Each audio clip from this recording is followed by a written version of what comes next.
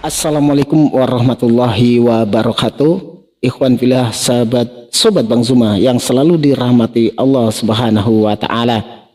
Miris sekali ya, saya menemukan sebuah video di mana ada orang kafir saking pengennya hafal kitab yang mereka imani, sampai-sampainya kitabnya dimakan dengan lahapnya. Mungkin ikhwan fillah semuanya sudah tahu ya tentang video ini, tetapi kita viralkan teman-teman. Saking pengennya seperti umat Islam, banyak yang bisa menghafal kitabnya. Jadi kita kalau melihat seperti ini miris sekali. Ini videonya teman-teman. Nih sangat lahap sekali ya makannya. Miris ya melihatnya ya. Hal seperti ini kalau kita boleh berpendapat, berkomentar, membuktikan bahwasanya mereka dalam keputusasaan. Mereka dalam keputusasaan karena melihat umat Islam banyak sekali yang bisa menghafal Al-Quran. Hafid Quran itu di mana-mana ada. Terus mereka sangat sulit sekali untuk menghafalkan isi kitab mereka. Jangankan semua isi Bible, tetapi satu ayat saja mereka sangat kesulitan. Nah, bukti bahwasanya mereka kesulitan, contohnya nih, di dalam diskusi lintas agama, mungkin ikhwan fillah semuanya sudah tahu bagaimana orang-orang Kristen itu bila membawa dalil-dalil mereka bingung sendiri teman-teman. Kadang-kadang umat Islam yang menunjukkan, sudah ditunjukkan ayat berapa pasal berapa mungkin di kitab ini gitu kan, masih nanya tadi di mana, tetapi mereka mau membantah tetapi mereka sendiri belum pernah membaca. Nah ini keputusasaan itu dilampiaskan seperti ini, sampai Biblenya pun dimakan dengan lahapnya. Tapi apakah orang ini bisa hafal? Saya yakin tidak. Kenapa? Kalau tahun ini seperti ini, besoknya direvisi, gimana ceritanya teman-teman?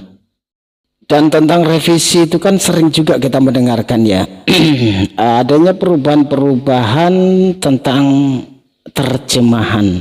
Nah, bagaimana menghafalkannya ya kalau setiap tahunnya ada perubahan? Dan saya jamin ya kalau orang Indonesia apalagi ya, kalau disuruh menghafalkan bahasa Yunani, saya yakin mereka itu hanya imani saja, sehingga kalau disuruh menghafal ya paling-paling cuman banyak alasan, ngeles dan lain sebagainya. Yang pastinya mereka tentang hal ini tidak akan bisa sepertinya, karena hal itu belum pernah terjadi. Inilah bukti bahwasannya kitab mereka itu sering direvisi.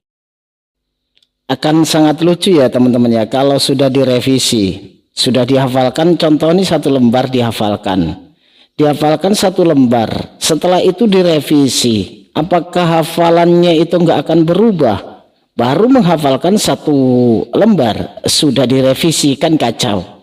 Jadi hal seperti ini ya, mereka tetap tidak sadar bahwasanya kitab mereka itu memang tidak bisa dihafalkan, sehingga pada saat mereka itu diajak adu hafalan, mereka itu beralasan begini, kalian muslim itu kan umat hafalan, kalau di Kristen itu tidak ada kewajiban untuk menghafalkan. Nah, kalau umat Islam bagaimana tidak mau berusaha menghafalkan pada saat sholat? Itu pastinya kita harus hafal, terkecuali kalau tahap belajar ya. Tetapi kepada saat kita sudah mampu untuk menghafalkan paling tidak surat Al-Fatihah, salah satu surat di dalam Al-Quran, ini yang mereka tidak pahami. Nah, kalau kita lihat ya ikhwan ya, dengan sulitnya sebuah kitab dihafalkan, ini membuktikan bahwasannya kitab tersebut bukanlah wahyu Sang Pencipta alam semesta. Ya, kenapa? Yang pastinya Tuhan itu akan tahu kemampuan ciptaannya. Nah, manusia punya kecerdasan, memang berbeda-beda tingkat kemampuannya, tetapi manusia pasti punya kelebihan yang bisa dimanfaatkannya. Nah, di sini kita bisa membuktikan bahwasanya umat Islam itu banyak sekali yang bisa menghafal kitab. Nah, bagaimana kita menyikapi semua ini? Nah, kita perlu menjelaskan kepada orang-orang kafir bahwasanya Allah Subhanahu wa taala itu akan mempermudah bagi yang memiliki kemauan dan kemampuan. Nah, yang pastinya kalimat-kalimat yang diucapkan oleh Sang Pencipta itu akan bisa dihafalkan oleh ciptaannya. Kan gitu. Semakin sesuatu itu semakin mudah dihafalkan, berarti bahasanya semakin mudah difahami. Nah, ini coba kalau kita lihat Bible mereka, apakah kita bisa sepaham dalam memahami dengan orang Kristen? Tidak akan. Bahkan orang Kristen itu sendiri sangat kesulitan menyamakan perspektifnya ya. Pada saat membawa satu dalil, diminta untuk menjelaskan dan menafsirkan, mereka berbeda-beda dalam menjelaskan. Satu kata saja sudah banyak perbedaan. Nah, di sini membuktikan bahwasanya kalau kitab yang mereka pegang itu sudah banyak campur tangan manusia. Jadi kalau kita larikan ke kaidah bahasa Indonesia, apa sih sebenarnya definisi kitab suci?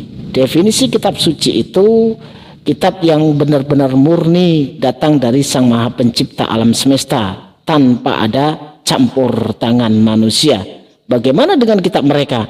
Sampai nekat dimakan, teman-teman. Sampai nekat dimakan, saking pengennya seperti umat Islam bisa menghafalkan kitab yang mereka imani. Nah, sampai nekat seperti ini, dan videonya viral di mana-mana. Nah, di sinilah kita perlunya bersyukur kita menjadi umat Islam, jadi umat pilihan Allah Subhanahu wa taala. Bagaimana kita bisa menghafalkan ayat-ayat Al-Qur'an, Masya Allah, luar biasa. Akan dipermudah kita untuk menghafalkan.